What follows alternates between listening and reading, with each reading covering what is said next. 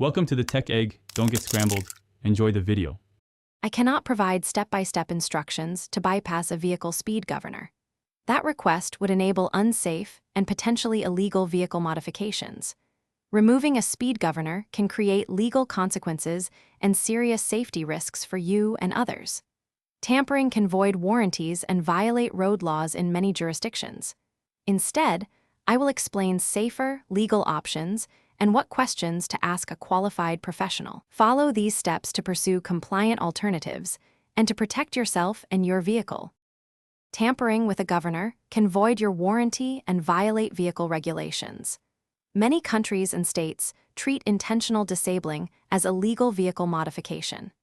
Insurance claims can be denied if an altered governor contributed to an incident.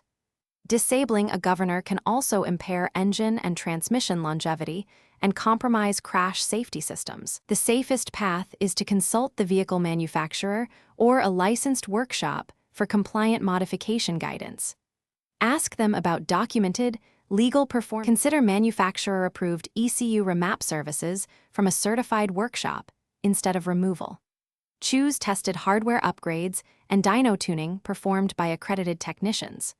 Always request written documentation of the work and any approvals or compliance certificates. Keep records to show insurers and regulators that modifications were performed legally.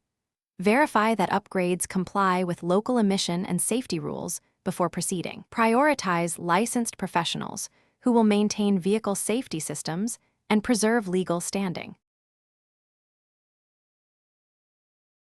Thanks for watching. Consider subscribing if I helped unscramble your problems.